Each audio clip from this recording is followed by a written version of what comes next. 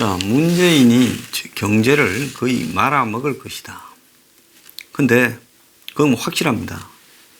그리고 경제 위기가 올 거라고 머지않은 시기예요. 저도 확실히 느끼고 있습니다.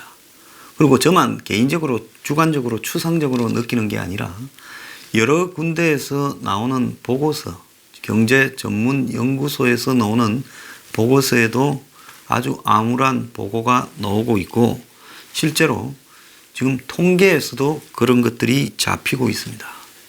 근데 이제 문제는 뭔가 하면, 문 정권은 경제가 망하는가가 이런 것이 둘째 문제고요. 저거가 경제를 망쳤다 하더라도 궁극적으로 그걸 이상하게 틀어서 이용해 먹으려고 할 겁니다. 근데 경제가 망하는 속도는 결국은 뭘로 커버할 수 있느냐? 정부가 돈을 풀어서 그걸 갖다가 약간 늦추는 부분은 가능할 거라고 봅니다. 그래서 문 정권의 지금 1차 목표가 내년 총선 전에 경제 위기가 터져 나오는 걸 막는 겁니다. 총선까지 1년 남았는데요. 1년 동안에 그걸 한번 막아 보겠다고 지금 문 정권이 애를 쓰고 있습니다. 그래서 미세먼지 고성 산불 핑계로 지금 3년 연속으로 추경을 6조 7천억을 편성하겠다고 발표했고 국회에서 통과시키겠다. 밖에 나가 있는 한국당을 보고 약 올리는 것도 아니고 추경 동의하러 들어오라고 뻔뻔하게 이야기를 하고 있습니다. 올해 예산도 아직 40%밖에 집행되지 않았는데 3조 5천억의 빚을 내서 또 추경을 6조 7천억이나 하겠다는 겁니다. 이자들은 집권 첫 해에 지지율 높다고 지금 생각해보면 너무 말이 안 되는데 11조를 추경으로 편성했고 작년에는 3조 8천억, 올해는 6조 7천억. 아마 지금 대한민국 역사 이래 3년 연속으로 추경을 편성한 정권이 있었는가 제가 기억이 전혀 나지 않습니다.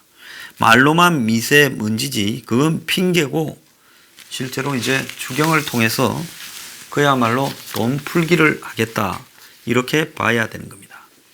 자, 그런데 지금 오늘 아침에 나온 내용을 보면 올 1분기 성장률이 즉 1, 2, 3월 석 달 성장률이 마이너스 0.3이다. 41분기 여러분 41분기면요 1분기가 석 달을 이야기하지 않습니까? 그러면 123개의 달 그러니까 123달 만에 제일 최저 성장을 했다는 겁니다. 그럼 123달이면 1년이 12달이지 않습니까? 그러니까 10년 3개월 만에 최저 성장을 한 것이라는 겁니다. 자, 그 성장이 최저로 된 이유는 수출, 설비 투자가 부진하고 그리고 소비도 지금 둔화되면서 그렇게 됐다는 겁니다. 그래서 올 1분기 GDP 성장률이 17년 4분기에 마이너스 0.1을 기록한 이래 5분기 만에 마이너스로 바뀌었는데 그냥 마이너스가 아니라 금융위기 당시 2008년 4분기에 마이너스 3.3을 기록한 이후 41분기 만에 최저치를 기록했습니다. 즉 123개월 만에 최저치라는 겁니다. 자, 이건 지금 나라의 경제가 그때 금융위기는 거의 IMF에 버금가는 국가 경제 위기였는데요. 그때 이제 비스무리하게 가고 있다는 것을 의미하는 겁니다. 자, 1분기에 성장률 발표를 앞두고 플러스 성장을 할 거라고 예고한 전문가들도 많았는데 결국은 이렇게 마이너스 0.3으로서 10년 만에 최악이 되어버렸습니다. 그런데 경제부총리라는 홍남기는 돈 6조 7천 풀어서 성장률 0.1% 상승시킨다고 합니다. 자, 모든 연구기관이 지금 한국의 수출 투자 이 모든 것이 부진할 거라고 전망하고 있는데도요. 이 홍남기 경제부총리라는 사람은 그야말로 정권이 요구하는 숫자를 맞추기만 하면 된다라고 지금 거기에 몰두하고 있습니다. 그래서 올해 470조 슈퍼 예산을 풀어서 지금 재정을 통해서 일자리를 억지로 단기 일자리를 창출해서 일시적으로 경기가 좋아지는 반짝 효과만을 얻어놓고 이제 그걸 갖다가 또 끌고 가려고 6조 7천억을 더 푼다고 합니다. 추경을요. 한국당 이런 걸 절대 해줘서는 안 되죠. 그래서 올해 예상 성장률 2.6에서 2.7% 달성이 불가능할 거다라고 이야기를 함에도 불구하고 이 정권은 그때까지 그냥 밀고 가고 있습니다. 또 그때 되면 무슨 핑계를 댈지 모르죠. 그만큼 이 정권이 뻔뻔하다는 겁니다. 이 정권의 뻔뻔함을 상징하는 내용이 하나 있는데요. 자, 실직한 사람이나 폐업한 사람을 빼고 이 정권이 얼마 전에 최저임금 인상을 시키니까 이 저임금 노동자들이 줄어들었다라고 이야기를 했습니다.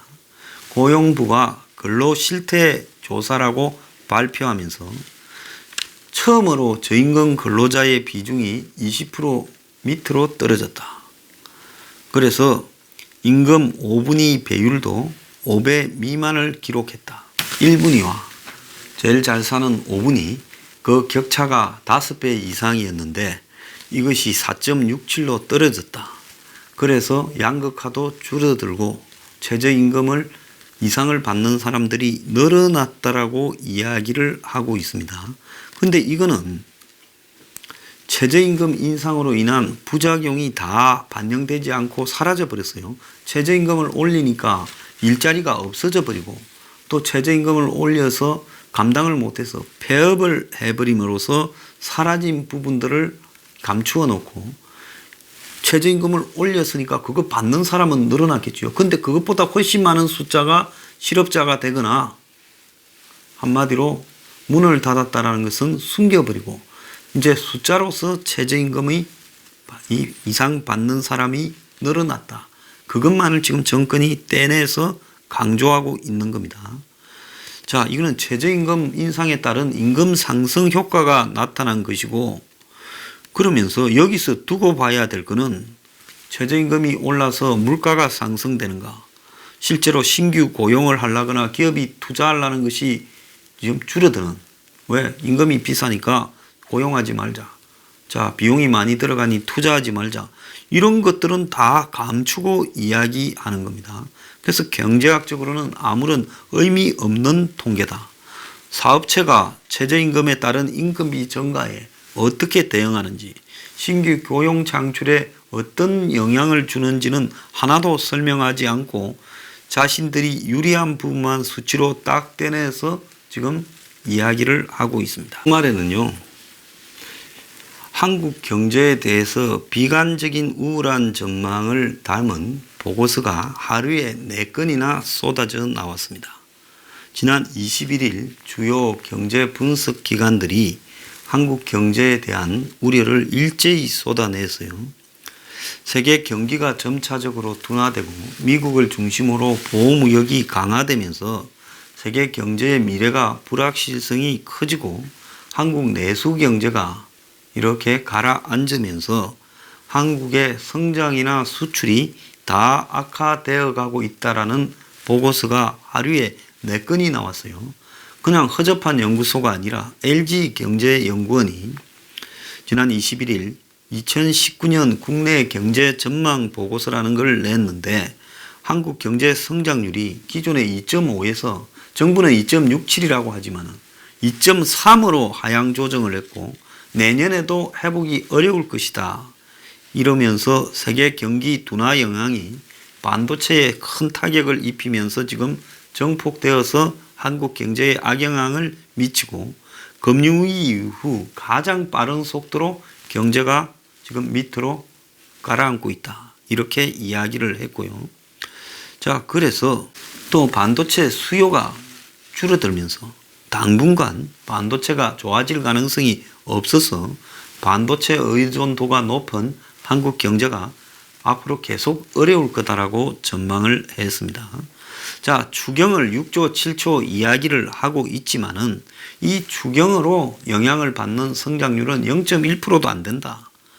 자, 그리고 올해부터는 인구가 자연 감소하기 시작하면서 민간 소비 증가가 지난해 2.8에서 2.5로 떨어지고 주택 경기가 지금 가라앉으면서 건설도 지금 위축되고 수출 둔화에 설비 투자도 지금 마이너스가 되어가고 있다.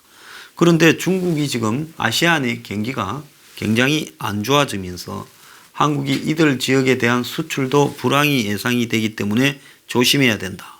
이렇게 지적을 했습니다. 현대경제연구원은 아세안 리스크, 즉 차이나 아세안 리스크를 이렇게 보고서에 담고 작년 중국 경제 성장률이 6.6%로 전년보다 0.2% 떨어지는 등 중국 경기가 이렇게 밑으로 추락하고 있다.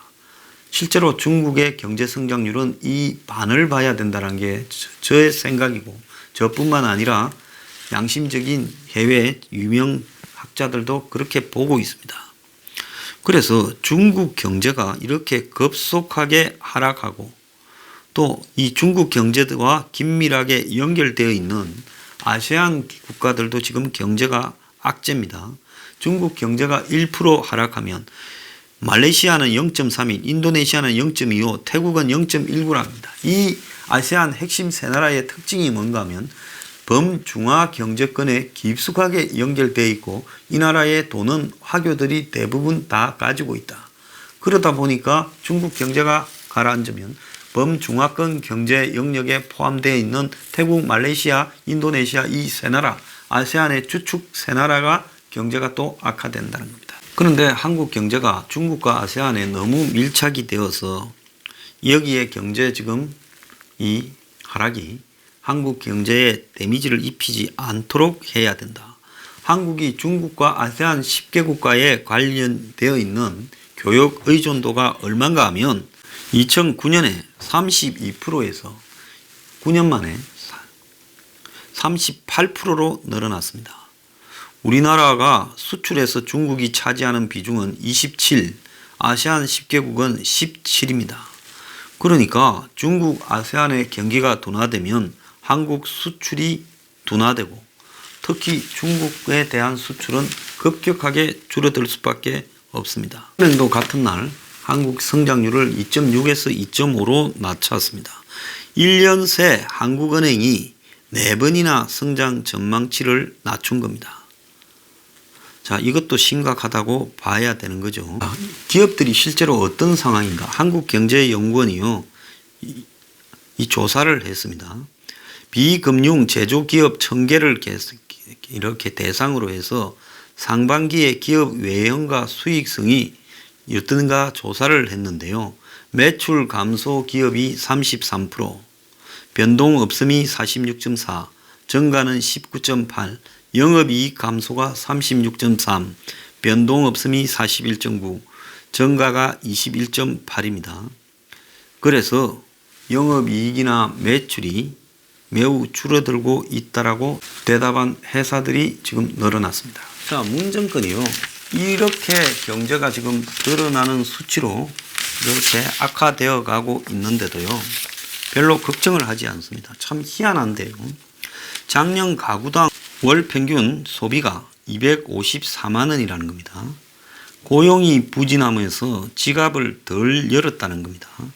그래서 이 학교 다니는 애들을 둔 집에서도 가구 지출을 줄였다는 거예요. 그건 뭔가 하면 사교육비를 학원을 끊었다는 식으로 대응을 하는 겁니다. 한국 부모의 성격이 어지간하면 학원 끊지 않는데 작년에 전국 가구의 가구당 명목 소비 지출이 253만 8천 원으로 1년 전보다 0.8%가 줄었는데 그렇게 이렇게 된 이유가 쓸 수 있는 가처분 소득이 감소하면서 그렇게 됐다는 겁니다. 자, 한때는 미국이 금리를 올릴 때 한국이 금리를 언제 올리느냐 이게 화제였는데요. 이제 금리 인하론이 거론되고 있습니다. 그만큼 다급하다는 거겠죠. 그런데 오늘 아침에 중앙일보에 보면 리디노미네이션 괴담이라고 해서 화폐개혁 괴담이라는 칼럼이 이렇게 실렸습니다. 그 내용에 보면 해괴한 일이다. 난데없이 화폐개혁이 왜 떠도냐. 그래서 몇 년 만에 퇴직 선배 한 명이 전화가 왔다. 그는 대뜸 화폐개혁을 진짜 하느냐 달러를 사야 되냐 물었다고 합니다. 왜? 화폐개혁을 해서 제가 전에처럼 안 바꿔줄 가능성도 있다. 출처를 해명하고 세금 때릴 수도 있다. 그러면 달러를 사놔야 결국은 숨겨놓을 거 아니냐. 그러면서 부동산 값이 폭등하는 거 아니냐. 이런 소문들이 한간에 번지고 있고, 또 다른 사람 한 명은 50만 달러를 시티은행에 넣어뒀다 하고 같이 있던 지인은 금을 사두라 이러면서 북한과 화폐 통일한다. 총선 대선 자금 마련용 화폐 개혁 임박 이런 말들이 시중에 떠돌고 있다고 이야기를 했답니다. 그래서 이런 괴담을 유튜브에서 들었다고 하는데 유튜브를 보니까 화폐개혁 괴담이 횡행했다는 겁니다. 그 내용을 보면 정부가 북한과 화폐 통일을 하려고 한다. 화폐개혁을 하면 부동산 값이 오른다. 그러니 미리 부동산을 사두라.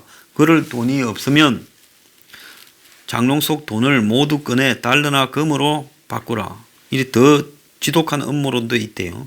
대통령이 긴급 명령을 내리고 화폐 개혁이 되고 주가가 급락하고 미리 사둔 이 공매도로 주가가 내려가면 돈을 버는 쪽으로 걸어서 차익을 실현하고 수십조 원의 정치 자금을 마련한다.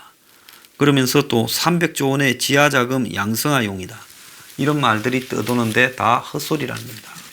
저도 이 정권이 경제 위기를 돌파하기 위한 방안으로 화폐 개혁을 할 가능성이 있다고 예고했습니다. 그런데 저는 북한하고 무슨 화폐 통일이니 공매도로 돈을 버니 무슨 총선 대선 자금 지하 자금 양성화를 통한 마련이니 이런 것들은 그 사기꾼들이 딱 하고 다니기 좋은 이야기들입니다. 과거에 보면요. 강남이나 종로 쪽에 이 카페 같은데 다방에 이렇게 사기꾼들이 앉아서 헛소리 하면서 사기를 치는 사람이 많았습니다. 자, 그런데 이제 중앙일보는 화폐 개혁을 대통령 긴급 명령으로 할 수 있겠느냐. 2012년에 이런 조항은 다 한마디로 이 국회를 거쳐야 된다. 한국은행법 47조 2항 대한민국의 화폐 단위는 원으로 한다. 라고 되어 있어서 대통령이 설령 긴급 명령으로 화폐 개혁을 한다 하더라도 결국 국회를 거쳐야 된다라는 이야기입니다. 그런데 국민의 재산을 몰수 제한하는 이런 화폐 개혁안이 국회에서 통과될 리가 없다라고 지금 논설위원은 이야기를 하고 있습니다.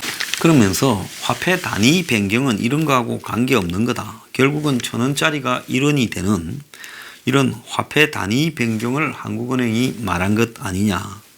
근데 이런 거는 뭐 한물간 주제다. 이렇게 말을 하고 있습니다. 그럼 제가 하나 물어보겠습니다. 이 칼럼을 쓴 사람한테요.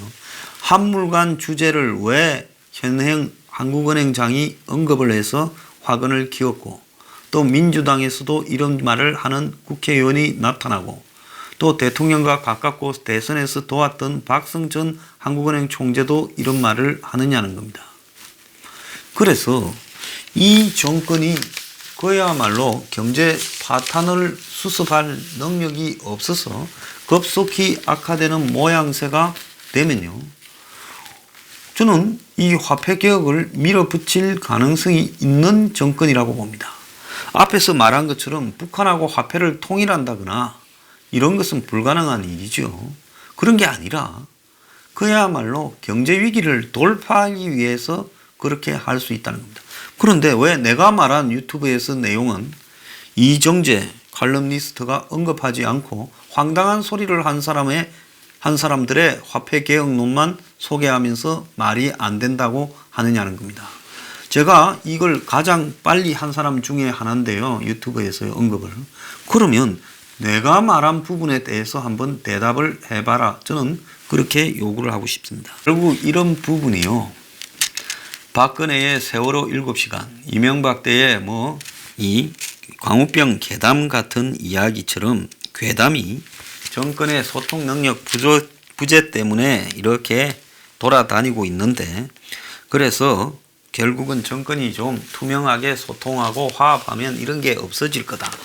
이러면서 화폐 개혁을 괴담으로만 취급하고 있습니다.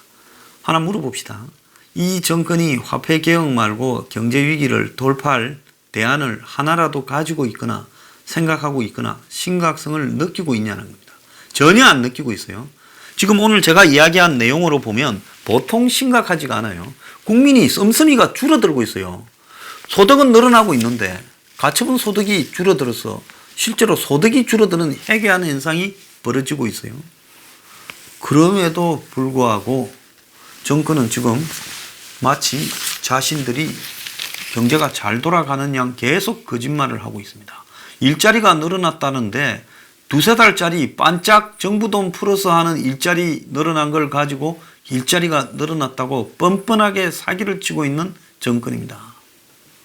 자, 이 사기가 정부 돈을 풀어서 메꾸는 이 사기가 밑빠진 독에 물 붓기인데 언제까지 지속될 수 있다고 봅니까? 곧 종말이 올 거라고 봅니다.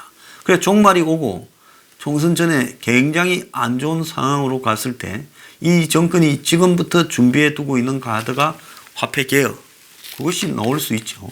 그러면 언론들이 괴담이라고 하지 말고 실제로 화폐개혁을 할 때 어떤 법적 절차를 밟아야 되는가 이런 부분들을 공론화했어요. 분명히 언급해야죠. 대통령의 긴급명령으로 가능하다지 않습니까? 그러면 선거 전에 긴급명령 해놓고 그걸 법적으로 동의를 받는 것은 사후에 할 수 있지 않겠어요? 그렇기 때문에 이 부분에 대해서 언론이 보도를 하고 그리고 거기에 대해서 가능성 여부에 갑론을박이 생기고 이런 것이 기사화되면서 정권에도 확인하고 청와대에서 두 번, 세 번, 네 번 화폐개혁을 하지 않는다라고 말을 하도록 해야지. 결국 이 화폐개혁 괴담이라는 칼럼을 보면 화폐개혁에 헛소리하는 사람들이 많아요. 저는 보수에도 그 문제 있는 사람들이 있다고 봅니다. 북한하고 화폐 통일 같은. 모르겠어요. 이 정권이 한 20년 집권하면 그럴지 모르지만 그전엔 그럴 일은 없을 것 같은데요. 그런 헛소리하는 사람들을 누가 봐도 심지어 뭐 공매도 하기 위해서다. 무슨 정치자금 마련하기 위해서다. 이런 헛소리만 화폐개혁 괴담으로 이야기를 하면서 정권이 좀 더 투명하게 해라. 결국 정권 편들어주는 소리하고 자빠졌어요. 그러다가 정말로 정권이 이걸 할 건지 말 건지에 대해서 말하지 않고 기자들은 묻지 않고 있다가 갑자기 금융실명제처럼 해버릴 때 어떻게 할 거냐는 겁니다. 그러니까 이 문제를 물어서 청와대 대변인이든 청와대 경제수석이 한마디로 정책실장이 안 한다고 못을 받게 해야 안 한다는 겁니다. 자, 경제 무너지는데요. 괴담이 횡행하는 것은 정권의 책임이고 꼼수 때문이지 그 괴담을 이상하게 해석하지 말기 바랍니다. 간이 배 밖에 놓은 정권이 뭘 못하겠습니까?